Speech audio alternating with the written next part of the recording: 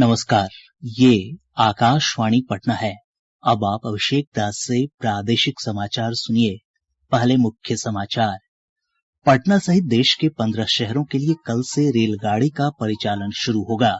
IRCTC की website और app से होगी टिकट बुकिंग।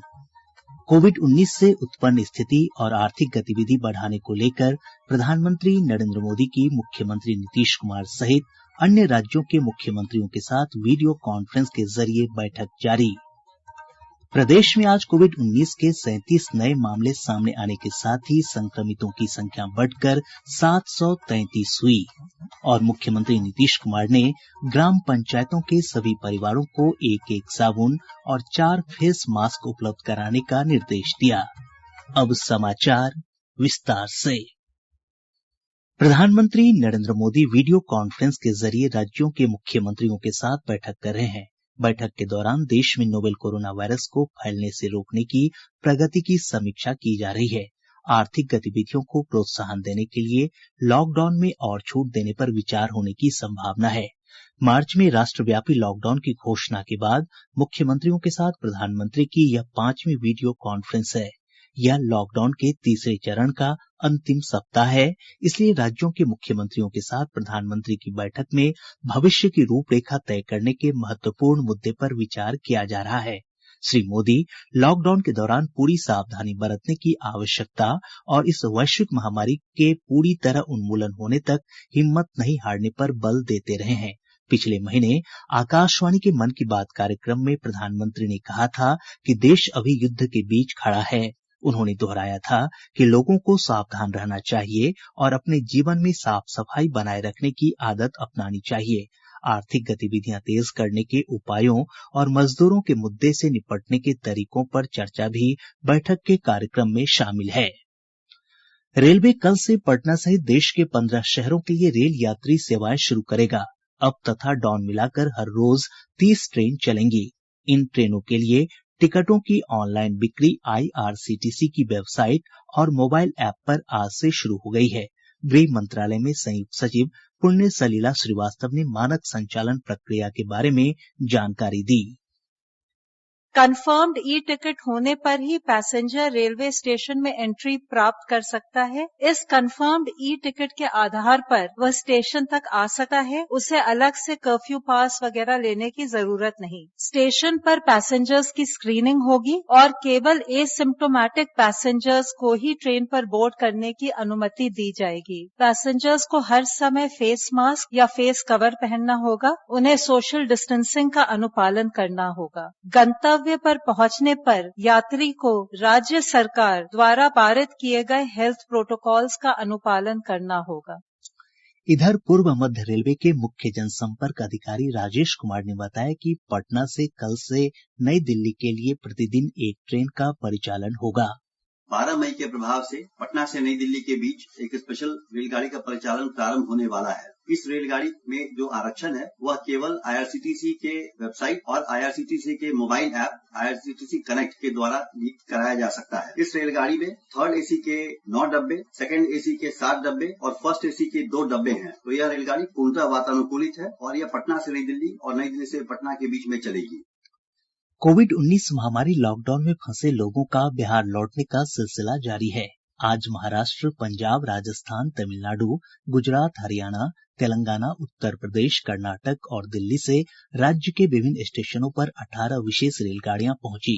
इन रेलगाड़ियों से 24,000 से अधिक लोग वापस लौटे हैं।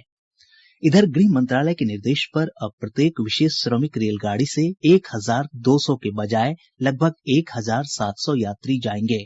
नए आदेश के अनुसार संबंधित राज्य के अनुरोध पर उस राज्य में गंतव्य स्टेशन के अलावा ये रेलगाड़ियां 3 अन्य स्टेशनों पर भी रुकेंगी।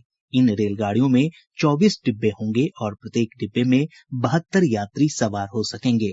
इससे पहले प्रत्येक डिब्बे में सिर्फ 54 यात्रियों की अनुमति थी।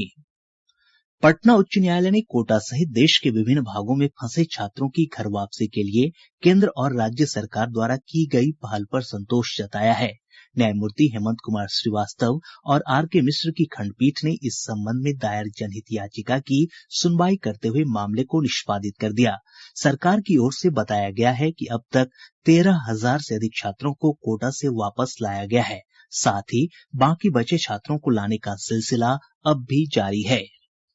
स्वास्थ्य मंत्रालय ने कोविड-19 के ठीक हो चुके मरीजों की छुट्टी के संबंध में नए दिशा निर्देश जारी किए हैं। इस संबंध में स्वास्थ्य मंत्रालय के प्रवक्ता लव अग्रवाल ने जानकारी दी।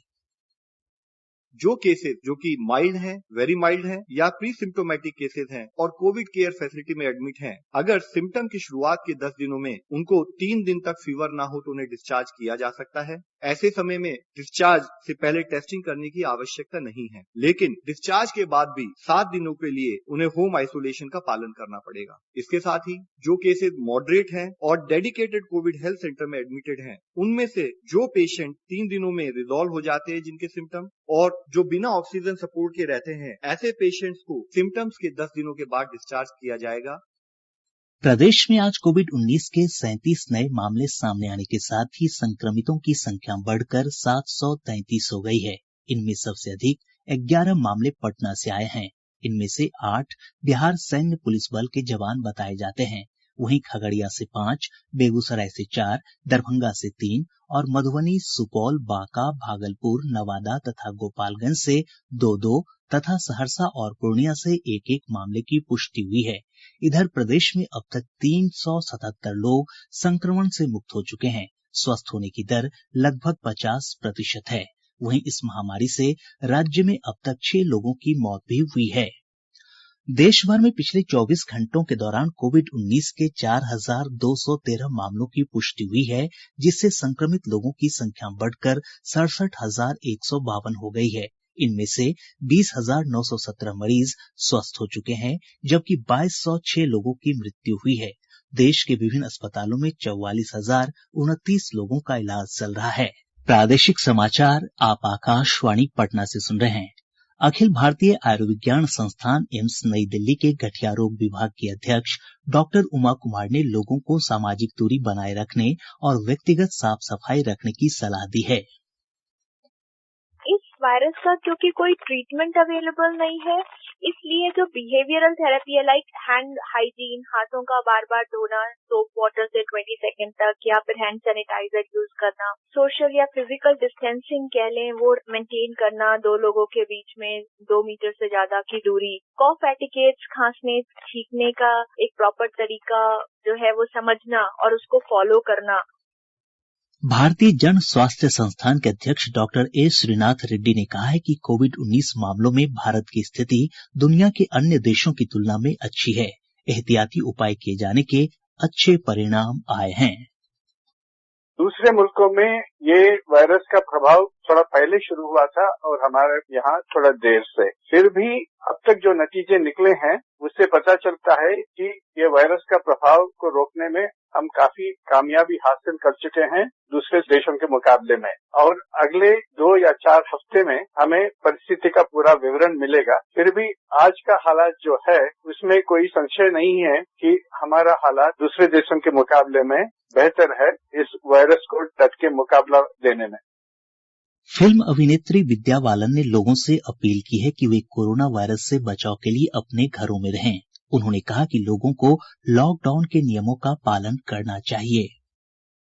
ये बेशक हम सब के लिए एक बहुत ही कठिन और मुश्किल समय है, और ये हिंदुस्तानियों की खासियत है कि कोई मुश्किल आती है तो हम सब साथ खड़े रहते हैं। पर इस वक्त साथ खड़े रहने का मतलब है कि हम एक दूसरे से दूरी बनाए रखें, घर पर रहिए, अपना ख्याल रखें, stay home, stay safe.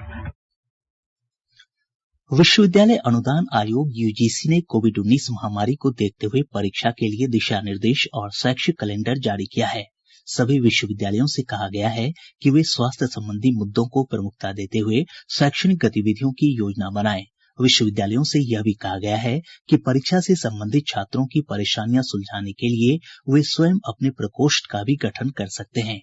UGC ने पूछताछ के लिए 011-23-26-374 हेल्पलाइन नंबर जारी किया है। साथ ही छात्र यूजीसी के पोर्टल पर ऑनलाइन भी समस्याओं का समाधान पूछ सकते हैं। मुख्यमंत्री नीतीश कुमार ने ग्राम पंचायत के हर परिवार को 1 साबुन और 4 फेस मास्क उपलब्ध कराने का निर्देश दिया है। आज वीडियो कॉन्फ्रेंसिंग के माध्यम से सभी जिलाधिकारियों और पुलिस अधीक्षकों के साथ समीक्षा बैठक में श्री कुमार ने माइकिंग के माध्यम से लोगों को कोरोना संक्रमण के प्रति जागरूक करने के भी निर्देश दिए।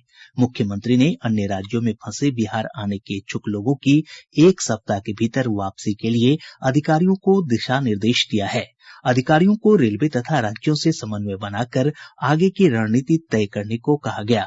साथ ही मुख्यमंत्री ने कहा कि कोरोना की रैंडम टेस्टिंग की जगह बाहर से आए लोगों की अधिक से अधिक जांच होनी चाहिए।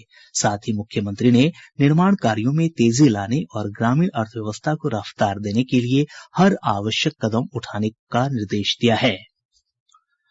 कोविड-19 महामारी के दौर में समाज का हर तबका असहाय और परेशान लोगों के लिए अपने तरीके से कुछ न कुछ जरूर कर रहा है। नवादा जिले के नारदीगंज निवासी एक दंपति ने अपनी पहल से कुछ ऐसा ही संदेश दिया है। सुनते हैं हमारे संवाददाता की रिपोर्ट। राहुल कुमार और शिखा ने अपने विवाह की पहली सालगिरह की खुशियां लॉकडाउन से प्रभावित लोगों के साथ मिलकर बांटी। शिखा ने आकाशवाणी से बातचीत में कहा कि उन लोगों ने जीवन के महत्वपूर्ण क्षण को एक अलग तरीके से यादगार बनाने की कोशिश की। उन्होंने बताया कि असहाय तथा दिव्यांगों को खाना खिलाकर तथा लोगों के बीच राहत सामग्री बांटने से मन में काफी संतोष है। शादी का पहला सालगिरह है। हमने सोचा कि क्यों ना गरीबों में कुछ दे ताकि उसकी जरूरतों को पूरा हो, इसलिए हमने 5 केजी आलू, 5 केजी चावल, 1 केजी नमक, दाल दिए हैं। दिव्यांग जन आनंदी रविदास ने इस पहल के लिए दंपति का आभार जताया और बहुत आशीर्वाद दिया। हम विकलांग आदमी हैं, राहुल जी के शादी का उपहार में बांटे पैसा और अनाज दिया खाने के। स्थानीय लोगों ने इस सकारात्मक कार्य तथा पर्यावरण संरक्षण के लिए विवाह की सालगिरह पर 11 पेड़ लगाने के लिए राहुल कुमार और शिखा की सराहना की है। इससे समाज में सकारात्मक संदेश भी गया है। आकाशवाणी समाचार के लिए नवादा से अशोक प्रियदर्शी। लॉकडाउन के दौरान मनरेगा के तहत प्रदेश भर में काम शुरू हो गया है, जिससे लोगों को काफी सहूलियत हुई है। नक्सल प्रभावित जमुई जिले के कुछ लाभार्थियों ने आकाशवाणी से बातचीत में कहा कि काम के समय साफ सफाई पर विशेष ध्यान दिया जा रहा है। मनरेगा के तहत हमको काम मिला है। प्रतिदिन 194 रुपया के दर से मिलता है। 14 दिन के बाद मेरे खाते में पैसा चला आता है और ये मास्क भी मिलता है। हाथ धोने के लिए साबुन भी मिला है। मनरेगा से काम मिला है। पैसा 194 रुपया मिलता है। मजदूर साबुन भी मिला है। पानी का व्यवस्था भी है। वित्त मंत्रालय ने स्पष्ट किया है कि केंद्र सरकार के किसी भी श्रेणी के कर्मचारी के मौजूदा वेतन में किसी भी तरह की कटौती करने का सरकार का कोई प्रस्ताव विचाराधीन नहीं है। एक निजी चैनल पर इस संबंध में खबर प्रसारित होने के बाद यह स्पष्टीकरण आया है। एक ट्वीट में मंत्रालय ने कहा है कि मीडिया में इस संबंध में आ रही खबरें पूरी तरह झूठी और निराधार हैं। कार्मिक राज्य मंत्री डॉक्टर जितेंद्र सिंह ने भी इन खबरों को फर्जी बताया है। पश्चिम चंपारण जिले के शिकारपुर थाना क्षेत्र के कोइरगवा चौक के पास एसएसबी के जवानों ने 5 किलो चरस के साथ एक तस्कर को गिरफ्तार किया है। बरामद चरस का अंतर्राष्ट्रीय बाजार में मूल्य 1.5 करोड़ रुपए बताया जाता है। तस्कर से पूछताछ की जा रही है। और अब अंत में मुख्य समाचार एक बार फिर। पटना सहित देश के 15 शहरों के लिए कल से रेलगाड़ी का परिचालन शुरू होगा। IRCTC की वेबसाइट और ऐप से होगी टिकट बुकिंग। कोविड-19 से उत्पन्न स्थिति और आर्थिक गतिविधि बढ़ाने को लेकर प्रधानमंत्री नरेंद्र मोदी की मुख्यमंत्री नीतीश कुमार सहित अन्य राज्यों के मुख्यमंत्रियों के साथ वीडियो कॉन्फ्रेंस के जरिए बैठक जारी। प्रदेश में आज कोविड-19 के 37 नए मामले सामने आने के साथ ही संक्रमितों की संख्या बढ़कर 733 हुई। और मुख्यमंत्री नीतीश कुमार ने ग्राम पंचायतों के सभी परिवारों को 1-1 साबुन और 4 फेस मास्क उपलब्ध कराने का निर्देश दिया। इसके साथ ही आकाशवाणी पटना से प्रसारित प्रादेशिक समाचार का ये अंक समाप्त हुआ। घर में रहिए, सुरक्षित रहिए और सुनते रहिए आकाशवाणी।